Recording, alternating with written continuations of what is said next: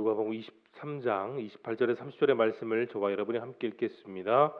예수께서 돌이켜 그들을 향하여 이르시되 예루살렘의 딸들아 나를 위하여 울지 말고 너희와 너희 자녀를 위하여 울라. 보라 날이 이르면 사람이 말하기를 잉태하지 못하는 이와 해산하지 못한 배와 먹이지 못한 젖이 복이 있다 하리라. 그때 사람이 산들을 대하여 우리 위에 무너지리라 하며 작은 산들을 대하여 우리를 덮으리라 하라. 아멘. 십자가에서 온갖 고난을 다 당하신 예수님은 육신을 갖고 계셨기 때문에 너무나도 지쳐 있으셨습니다. 십자가를 지고 골고다 언덕을 올라가는 그 상황 속에서 때마침 구레네 사람 시몬이 로마 병사에 의해 예수님의 십자가를 잠시 지는 그런 상황이 있었죠. 그리고 그 해골이라고 불리는 곳에 이르러 주님께서는 지셨던 그 십자가 위에 달리게 되셨습니다. 내용관찰이 1번입니다. 예수께서 우는 여인들에게 무엇이라 말씀하십니까? 자신의 비참한 모습과 광경을 보고 흐느끼며 울고 있는 여성들에게 주님은 말씀하셨습니다. 자신이 아닌 여성들 스스로와 자기 자녀들을 위해 울라고 하셨습니다. 주님은 바로 나타나게 될 그 미래를 내다보셨죠. 앞으로 이스라엘 백성들에게 임할 정말 크고 무서운 심판을 향해 그들은 그 두려운 심판 앞에 애통하고 회개할 것을 위하여 스스로를 울라고 말씀하셨습니다. 2번입니다. 관리와 군인들은 예수님을 향해 어떻게 조롱합니까? 먼저 관리들은 말하죠. 당신이 남들을 위해서 구원했으니 자신도 구원해보라고 지금 조롱하고 있습니다. 군인들도 희롱하며 심포도들을 주님께 드리고 너가 유대인의 왕이라면 너 자신을 위해서 스스로 구원하라고 똑같이 조롱하고 있습니다. 그러나 주님은 관리와 병사들의 그 조롱을 다 받으셨죠. 하지만 주님은 하나님을 향해서 이렇게 기도하셨습니다. 아버지, 저들은 저들의 죄를 알지 못하오니 저들의 죄를 용서하여 주옵소서. 예수님 보여주셨던 그 기도는 원수를 향한, 그리고 저주와 조롱을 향한 그 조롱이 변하여 용서와 사랑을 위한 기도셨습니다. 분명한 사실은 주님께서 그 죄악된 모든 사람들에게 만들어 놓은 그 십자가를 친히 당하셨죠. 가장 공포스럽고 가장 치욕스럽고 두려운 형벌을 주님 몸소 당하셨던 겁니다. 자신에게 죄를 씌우시고 조롱을 받았던 주님은 똑같이 희롱하거나 조롱하거나 응징하지 않으셨습니다. 그들이 저지른 죄에 대하여 주님은 용서를 구하셨죠. 주님의 용서하신 모습은 우리 모두에게 보여주셨던 사랑의 가장 극치의 증명입니다. 정말 믿기 어렵고 받아들이기 어려운 이 상황 속에서도 주님은 죄인들을 위해 끝까지 용서하셨습니다. 3번 연구와 묵상입니다. 관리들과 군인들이 예수님께서 너 자신을 구원하라고 말한 이유가 무엇입니까? 사람들은 주님이 수많은 사람들을 고치고 죽은 사람도 살린 그런 기적들도 보았으며 또 전에 들었습니다.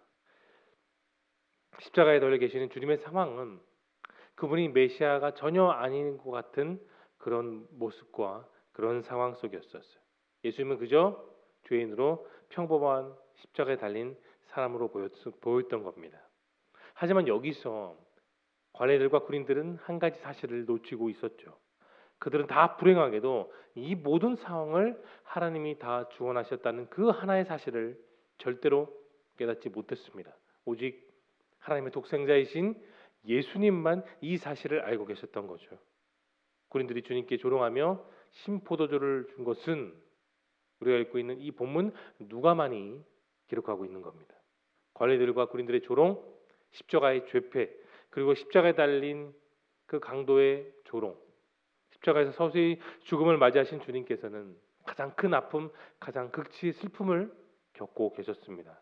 그들은 다 주님이 죽을 것을 알았지만 주님이 그 십자가 위에서 그들을 향해서 사랑을 베푸시고 용서하시고 그리고 3일 만에 부활하실 거란 그 진리의 사실은 아무도 알지 못했습니다.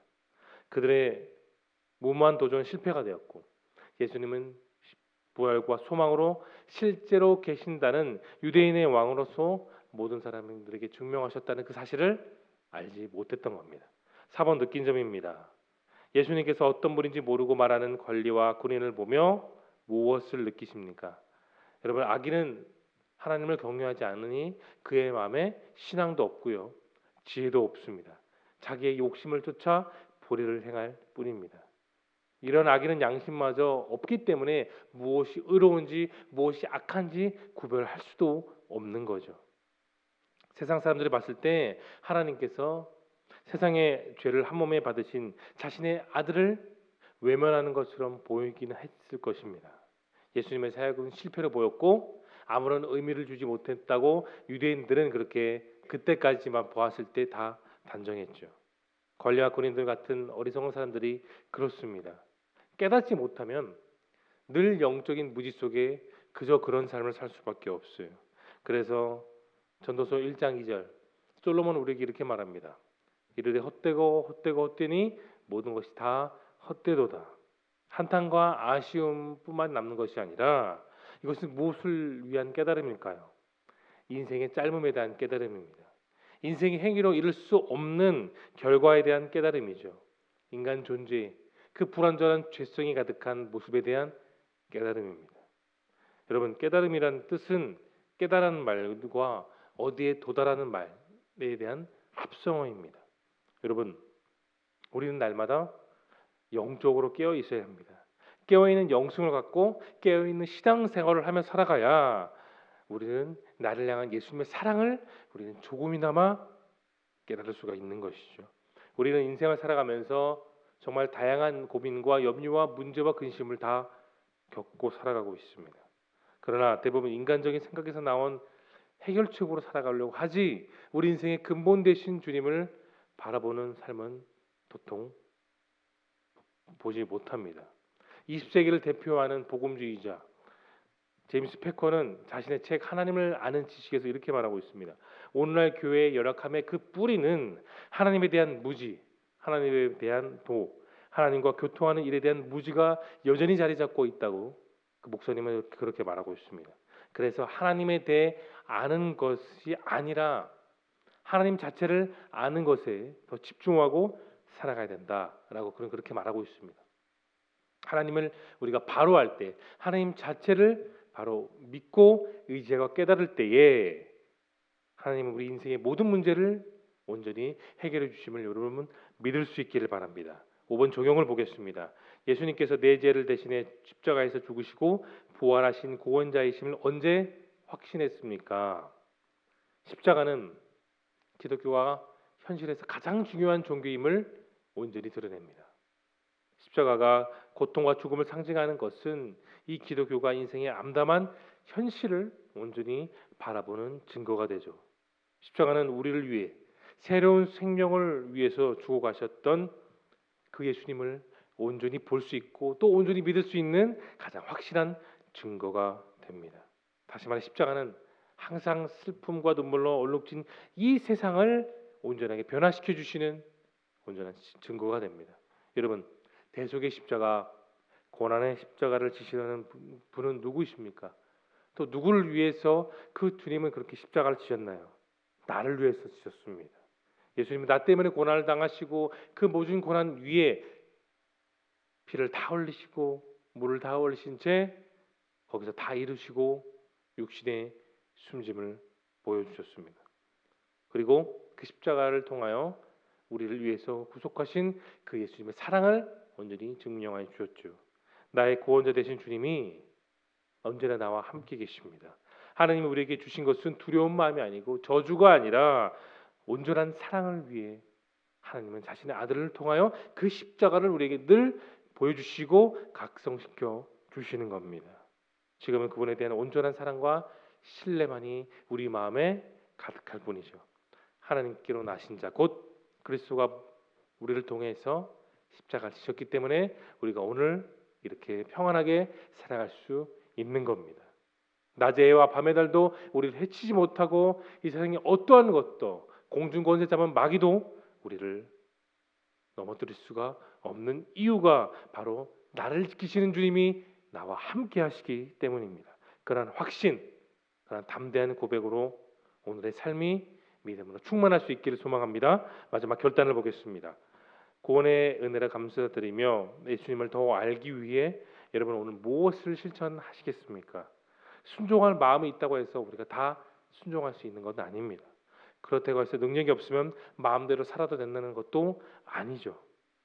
자기가 하나님의 말씀이라 생각하는 것을 온전히 믿고 그 십자가를 기억하고 실천하며 살아갈 때에 우리는 그 십자가의 의미를 바로 알 수 있습니다.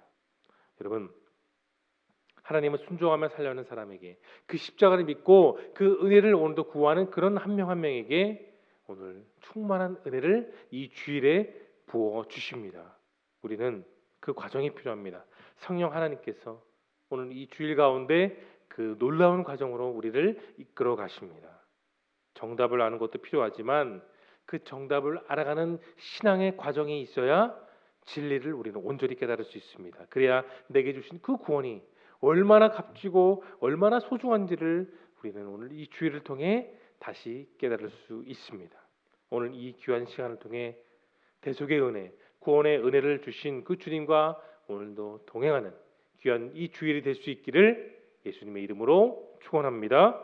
함께 기도하겠습니다. 오늘 들은 생명의 말씀을 위해서 함께 기도하시고 또 화면에 보이는 기도 제목 대속의 은혜를 주신 주님을 이전보다 더욱 의지하며 바르게 살게 하옵소서. 나를 구원하신 예수님에 대해 더욱 깊이 알아가게 하옵소서. 또 5월 집중 기도 제목입니다. 안전과 공사기간, 최적의 공사기간, 공사비 절감을 위해 세밀하고 안정된 업무들이 잘 진행되게 하옵소서. 재정 리모델링으로 인해 사역이 위축되지 않게 도와주시고 풍성한 재정들이 이 리모델링 기간 가운데 날마다 채워지게 하여 주옵소서. 뿐만 아니라 여러분 마음속에 품고 있는 다양한 기도 제목을 놓고 우리 뜨겁게 주 한번 외치고 통성으로 기도하며 나갑니다.